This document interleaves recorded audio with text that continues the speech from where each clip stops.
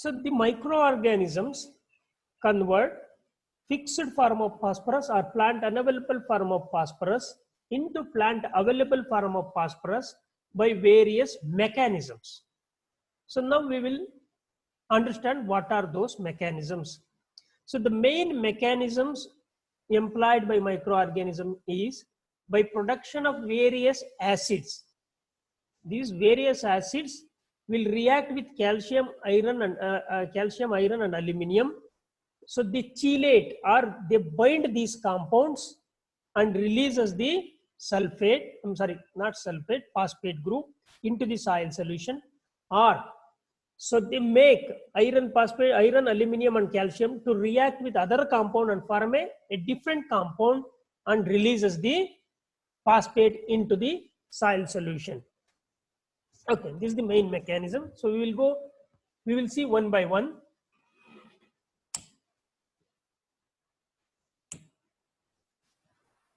So the first mechanism is by production of organic acids by microorganisms. So you all be knowing that during the process of decomposition, so there will be several organic acids which are produced. So some of the examples include butyric acid, lactic acid, formic acid, propionic acid, succinic acid, fumaric acid, citric acid, etc. These are all organic acids which are produced during the process of decomposition of organic waste. So these acids will react with iron, calcium and aluminum. So they chelate these compounds and releases the phosphate into the soil solution. Second one is production of carbon dioxide. Under aerobic decomposition, the end product of aerobic decomposition is carbon dioxide, water and mineral nutrients. The carbon dioxide that is produced during decomposition, so will react with the water if water is available, and it will form a carbonic acid. So even this carbonic acid will react with the plant unavailable form of phosphorus, that is aluminum, iron and calcium phosphate, and chelates these compound and releases the phosphate group into the soil solution. Similarly, so under anaerobic conditions, the decomposition during the decomposition of organic waste under anaerobic conditions, so some microorganism will reduces sulfur to hydrogen sulfide. So this hydrogen sulfide will react with the ferrous phosphate, that is iron phosphate. So and it will convert this ferrous phosphate into ferrous sulfide, FeS, ferrous sulfide, and thereby releases the orthophosphoric acid into the soil solution, which is available, plant available form. Similar to the production of inorganic acid, there are some microorganisms so which are involved in oxidation of sulfur, like Thiobacillus thioxidans, so which will convert sulfur up to sulfuric acid, sulfur to S2 H2SO4. So and even nitrifying bacteria are there, so which will convert nitrate to nitric acid. Both sulfuric acid and nitric acid chelate this iron, aluminum and calcium and releases the phosphate. So even in industries where they produce chemical phosphatic fertilizer, so from the rock phosphate, in rock phosphate, so phosphorus will be available in tricalcium phosphate or dicalcium phosphate, which is plant unavailable form. So they will treat this rock phosphate with a acid, sulfuric acid, and they release the plant available form of phosphorus and they will make a chemical fertilizer. This process also happens naturally in soil.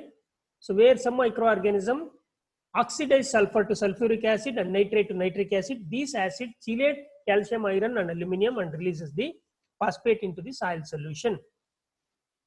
So during the process of decomposition, other chelating substances like humic acid and fulvic acids are also produced during the formation of humus. So these compounds combine with iron and aluminum and calcium and they form a stable compound with these compounds and releases the phosphorus. Another indirect mechanism is siderophores. Siderophores are low molecular weight organic compounds produced by some microorganism, so to chelate iron. So what these will do is, so these will abduct or these will convert iron into some other forms, because so they want iron for many enzymatic activities. So because of which sensing that they may find it deficient in future times, so they will convert some molecules known as siderophores, which will chelate the iron and convert it into some form which cannot be used by other organisms.